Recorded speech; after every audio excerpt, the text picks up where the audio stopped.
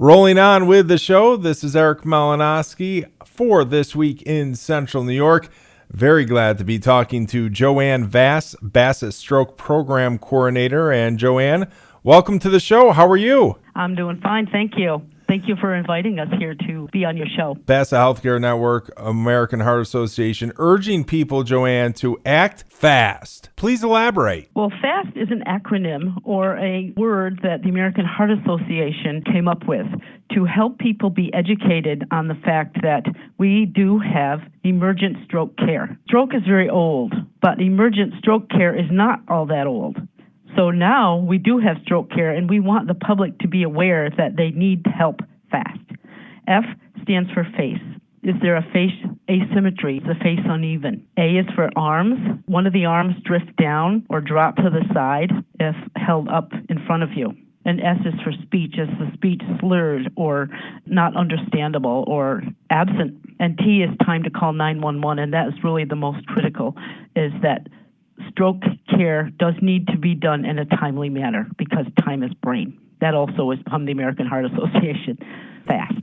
Get there fast. You see F, but you don't see A and S. Do you still go to T or one of those combinations? I mean, if you just see one of the face drooping, arm weakness, or slurred speech, you don't hesitate, right? You call 911? That is correct. You may not have only one of those symptoms. Any symptom that you have, even if you're dizzy, it can also affect your eyes. You can have double vision. Any of those symptoms, even if they go away, call 911 and seek attention. Stroke is the number 5 killer of all Americans, Joanne. So no matter fit, unfit, it doesn't matter.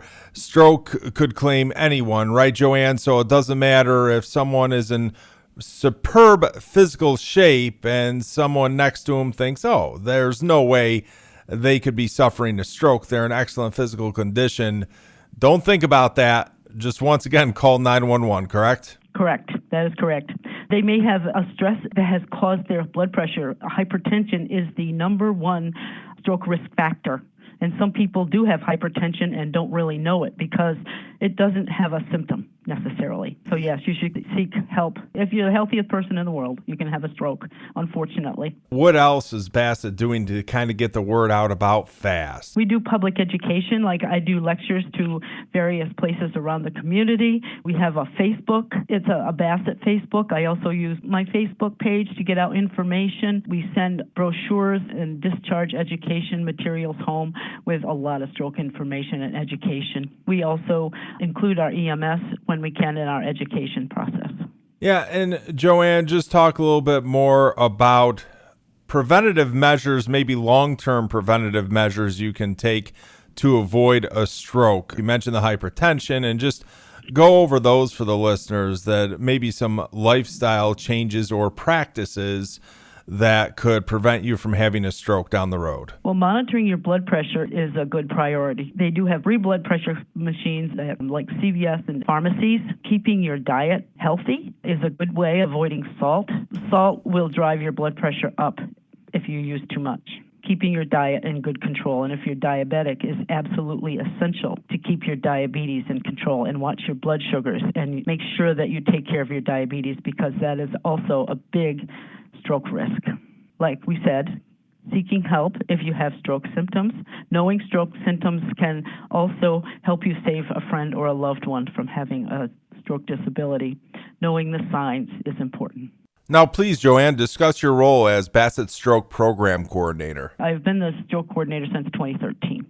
They asked me to do it. I was an ER nurse at the time. That was my favorite. I loved being an ER nurse, but they asked me to do this, and I figured, well, job change is not a bad idea. So I really came into this job not knowing a lot, but have since learned amazing amount of information about stroke. I now have time to sit and talk with people and educate people and talk with families and answer their questions and not feel like I have many other things to do. I mean, it is a job that's full-time, and it's busy, but I still have time to educate people and talk with people.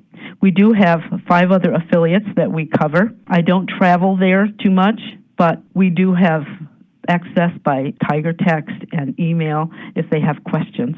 My day is busy, and I like it that way. One of my favorite things to see is when a patient comes in with a stroke, or they can't speak, or their left side is weak, or their right side is weak, and I go to visit. I do rounds every day, and when I go to do rounds, sometimes they'll look at me and say, hi, and they can wave their hand at me. That just makes me feel good that we've helped them and that they've gotten better. Joanne, great stuff from you today. Before I let you go, though, let's give the particulars one more time about FAST, what it stands for, and how to help someone survive if they're having a stroke. FAST. FAST is, like we said, like we talked about, it is an acronym for how to know what the symptoms of stroke are. F stands for face, or facial droop, if there's a facial asymmetry or if it's uneven on one side.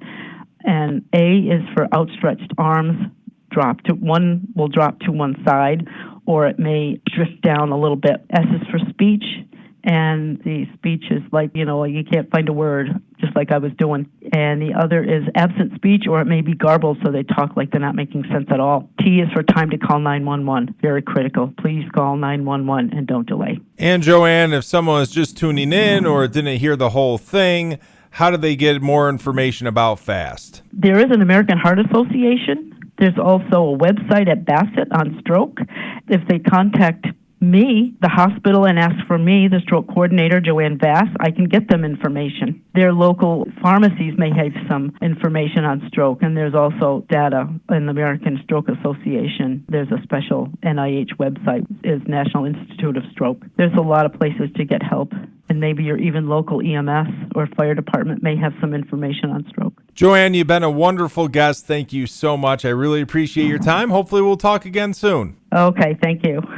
Once again, that was Joanne Vass, Bassett Stroke Program Coordinator, talking about FAST. The acronym means F, face drooping, A, arm weakness, S, slurred speech, T, time to call 911. We'll be back with more of This Week in Central New York after this.